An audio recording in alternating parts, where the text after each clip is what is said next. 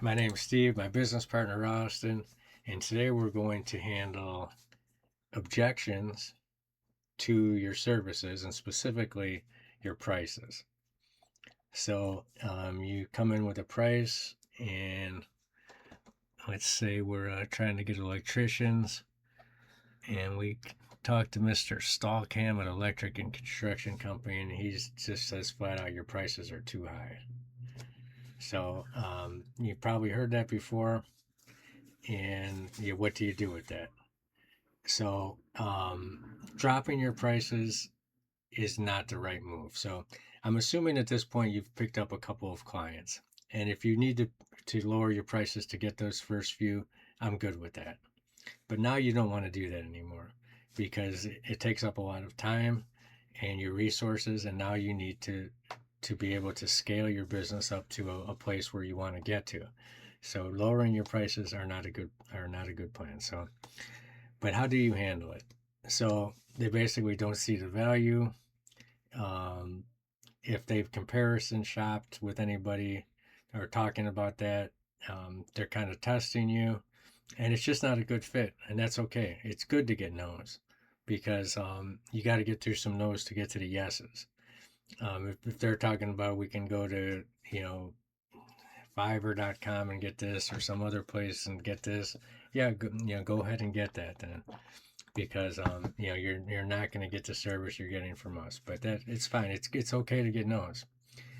Um, Reframe everything. Um, so if you're an electrician and let's say you're paying $500 a month for Google Business Profile Management, you're not paying for that Google listing. What you're actually paying for is more calls from people searching for you. Someone handling your reviews, your posts, your profile, so you don't have to. So now you can work on your electrician jobs.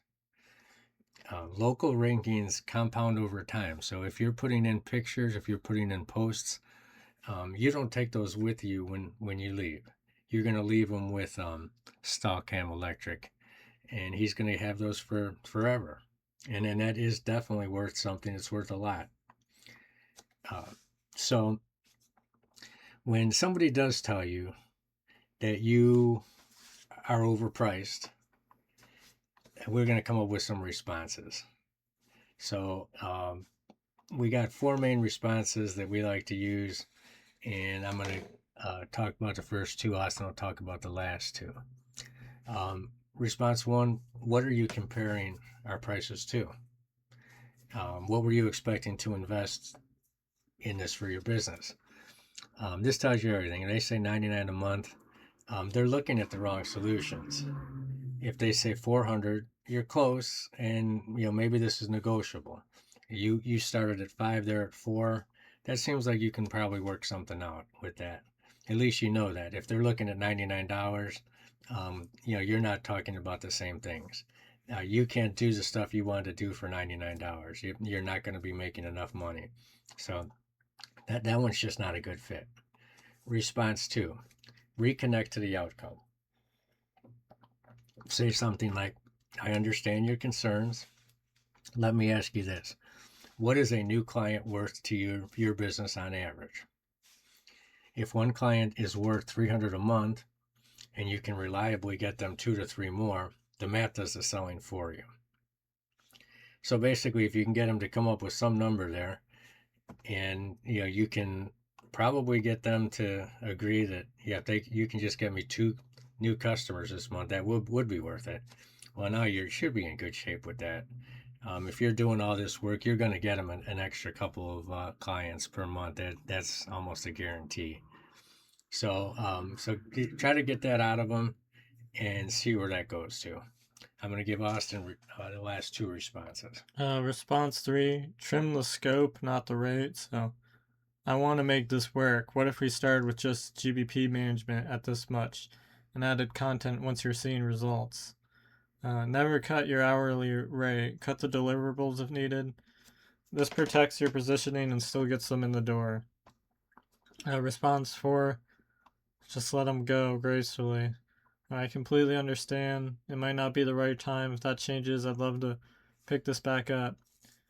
Some prospects need to hire the cheap guy first. They'll be back. And when they come back, you don't discount. What not to do? Don't apologize for your price. Don't volunteer a discount before they even ask twice. Don't send a revised proposal with lower numbers the same day.